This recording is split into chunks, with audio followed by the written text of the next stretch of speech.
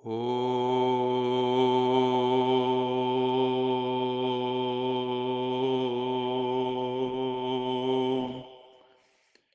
शांति।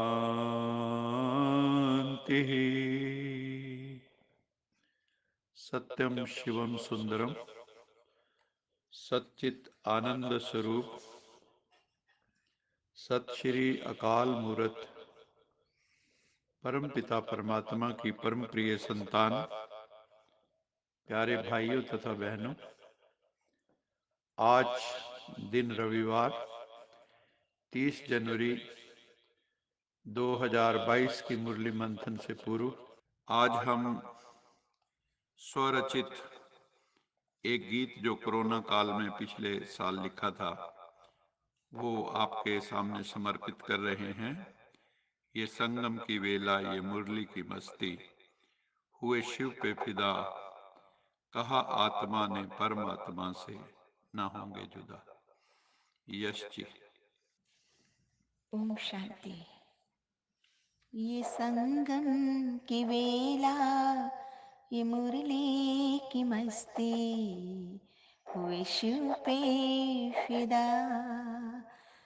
ये संगम की वेला, ये मुरली की मस्ती, हुए शिव पे फिदा। कहा आत्मा ने परमात्मा से न होंगे जुदा।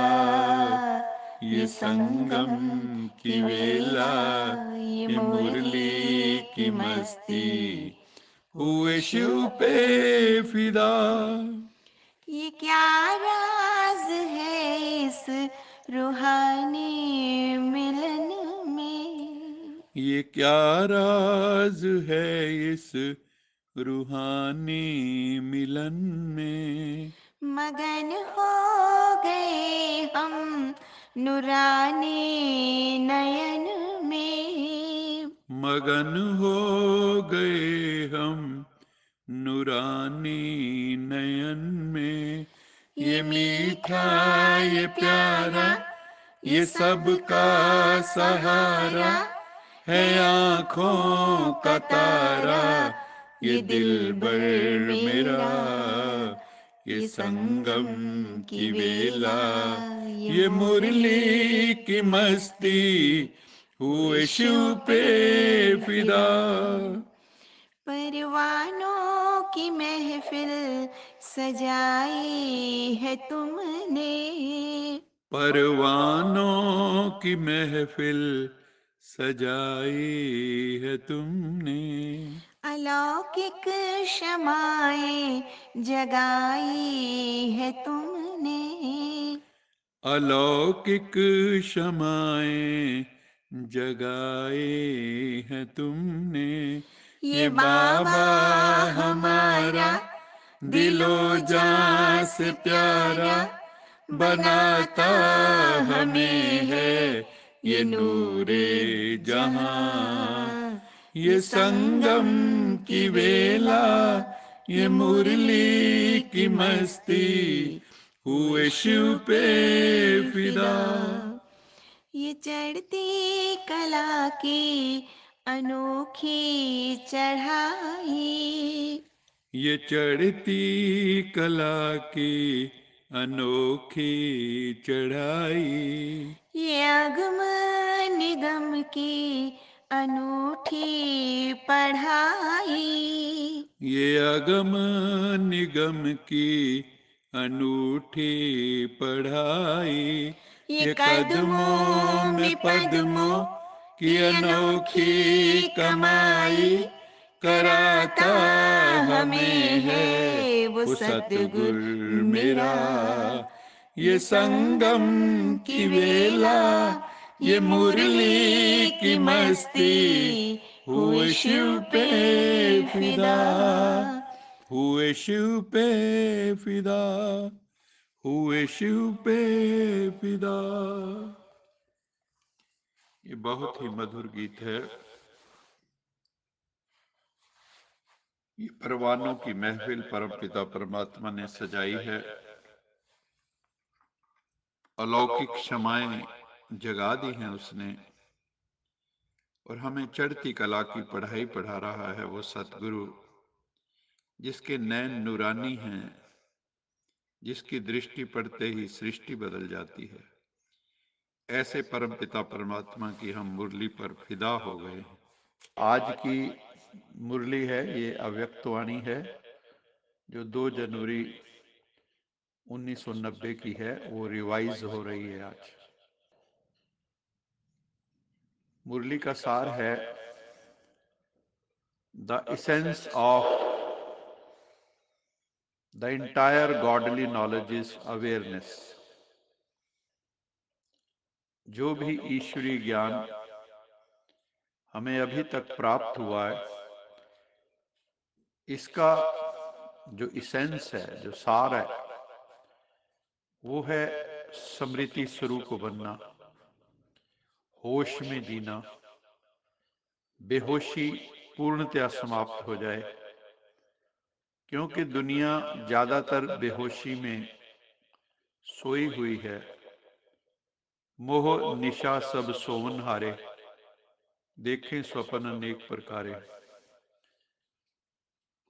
मोह निद्रा में सब सो रहे हैं और अनेक प्रकार के स्वप्न देख रहे हैं मोह माया में। तो हमें निरंतर अपनी वास्तविक स्वरूप की होश नहीं रहती है। तो मानव जीवन की जो सबसे बड़ी विशेषता होनी चाहिए, वो है स्मृति स्वरूप बनना, हर वक्त जागृत अवस्था में रहना, होश में जीना। ये जिंदगी है भी स्मृति और विस्मृति की। कभी हमें कोई चीज याद आती है, कभी भूल जाती है। याद करना और भूलना ये जिंदगी का हिस्सा है। बाबा कहते हैं कि बच्चे, सारे जीवन का जो बीज है आध्यात्मिक जीवन का, वो स्मृति है, वो अवेयरनेस है। जिस बीज से, जिस स्मृति से हमारी वृत्ति, हमारी दृष्टि, हमारी कृति सारी बदल जाती है। जैसी स्मृति वैसी वृत्ति, जैसी वृत्ति वैसी दृष्टि, जैसी दृष्टि वैसी कृति, जैसी कृति वैसी सृष्टि।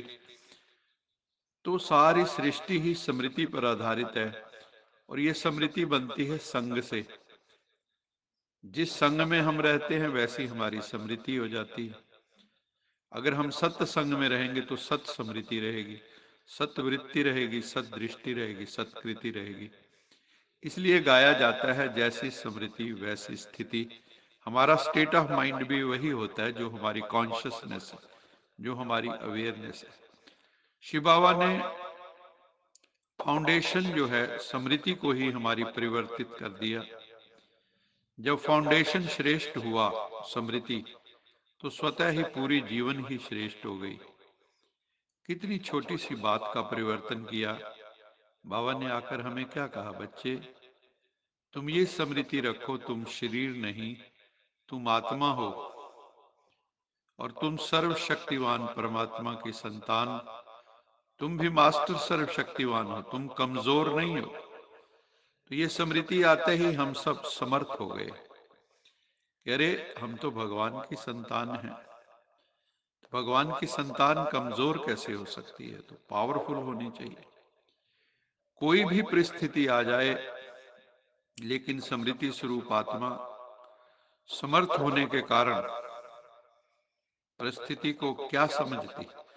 ऐसे लगता है ये तो खेल है, जिंदगी एक खेल की तरह है। जिंदगी है खेल, कोई पास कोई फेल, खिलाड़ी है कोई, अनाड़ी है कोई।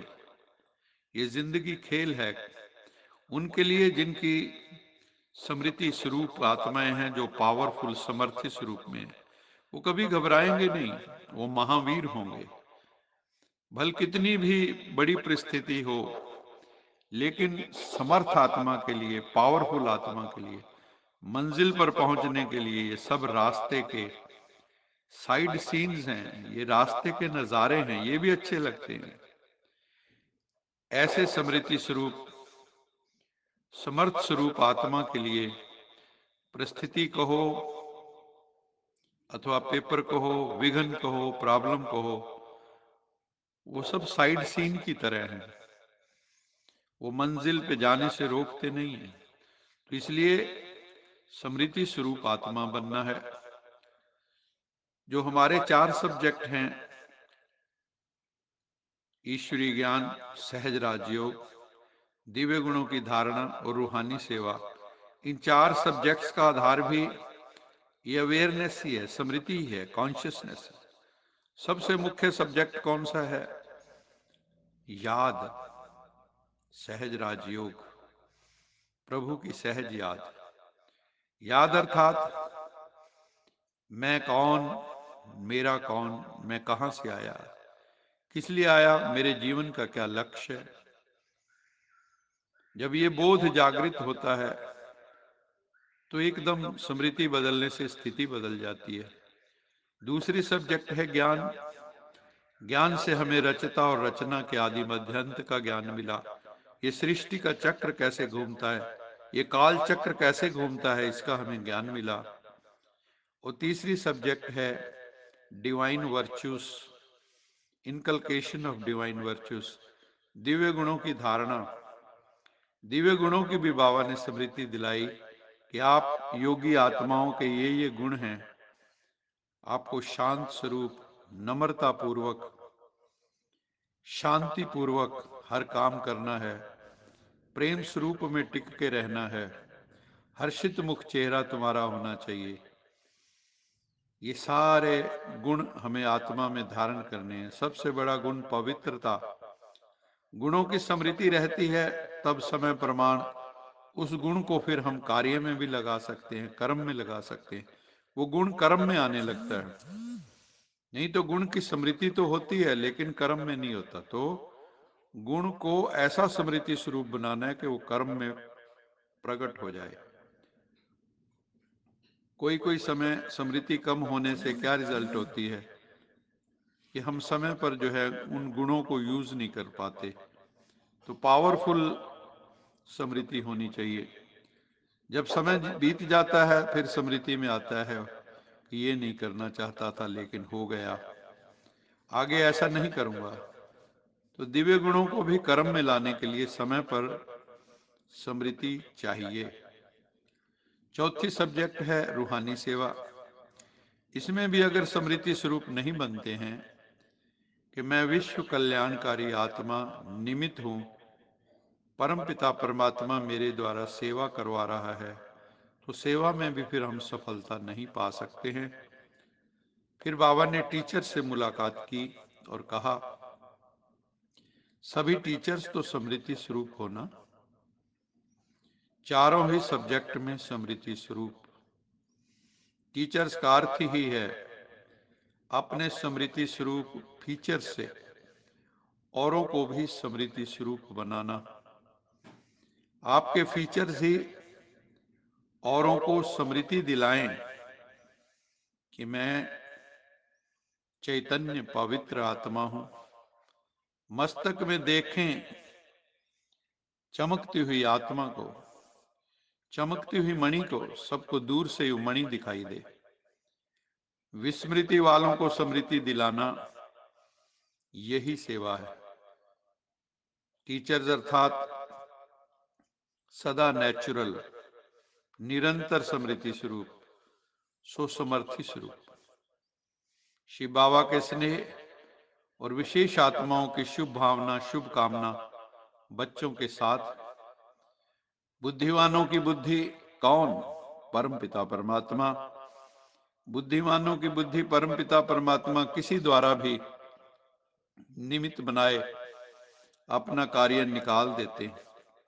इसलिए बेफिक्र बादशाह बन, लाइट हाउस, माइट हाउस बन, शुभ भावना, शुभ कामना के वाइब्रेशंस फैलाते रहो। ऑस्पिशियस प्योर वाइब्स सारे संसार में फैलाते रहो। फिर बाबा ने दिल्ली जो उनके भाई बहनों से मुलाकात की और उनको कहा, सदा अपने भाग्य को देख हर्षित होते हो, अपने को लक्की सोल समझते हो, सदा वाह वाह के गीत गाते हो, हाय हाय के गीत तो अब समाप्त हो गए। या कभी दुख की लहर आ जाती है, दुख के संसार से तो न्यारे हो गए हो ना, क्योंकि प्रभु के प्यारे हो गए हो, इसलिए दुख की लहर स्पर्श नहीं कर सकती। चाहे सेवार्थ रहते भी हो, लेकिन इस दुनिया में कमल फूल समान रहते हो। कमल पुष्प कीचड़ से निकल नहीं जाता, कीचड़ में ही होता है, पानी में ही होता है, लेकिन न्यारा होता है। तो ऐसे न्यारे बने हो। न्यारे बनने की निशानी क्या है? जितना हम इस दुनिया से न्यारे होंगे, उतना हम प्रभु के प्यारे बनेंगे। स्वतः ही परमपिता परमात्मा का प्यार अनुभव होगा, और ये परमात्म प्यार छत्र छाया बन जाएगा। जिसके ऊपर प्रभु की छत्र छाया है, वो सेफ रहते हैं।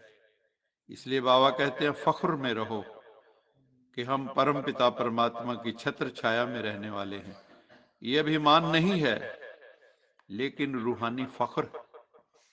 बॉडी कॉन्शियस होंगे तो अभिमान आएगा, आत्म अभिमानी होंगे तो अभिमान नहीं आएगा, लेकिन रूहानी फख्र होगा। और जहां फख्र होता है, वहां विघ्न आ नहीं सकता। या तो फिक्र में हो या तो फख्र में हो। फख्र वाले आनंद में रहते हैं। योगी जीवन है ही खुशी की जीवन। खुशी से खाना, खुशी से रहना, खुशी से बोलना, खुशी से काम करना। उठते ही आंख खुली और खुशी का अनुभव हुआ, क्योंकि उठते किसको देखा? परमपिता परमात्मा से गुड मॉर्निंग की। रात को आंख बंद हुई, खुशी से आरामी हो गए, आराम में चले गए, राम के पास चले गए।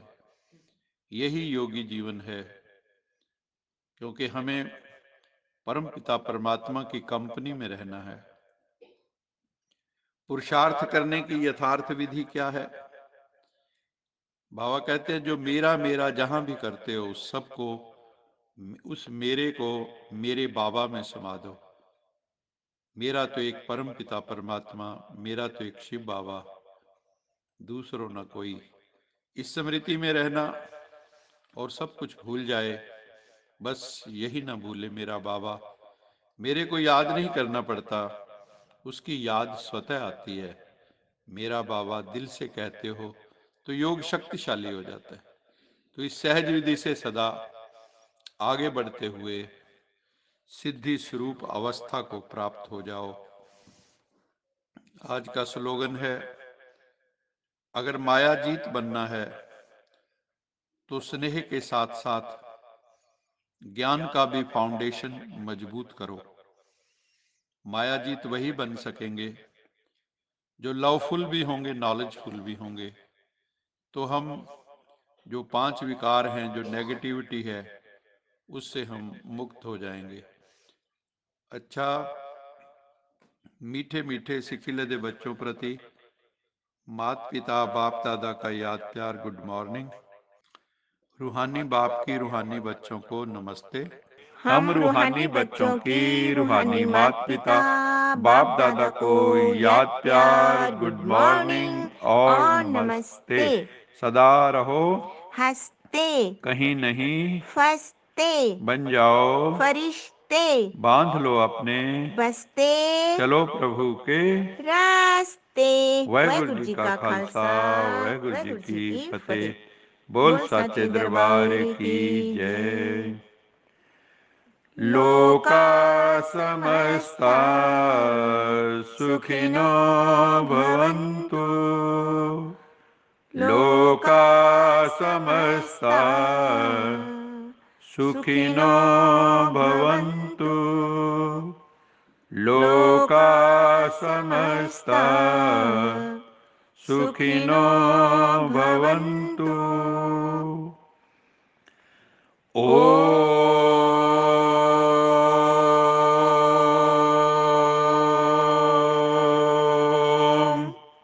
शांति शांति शांति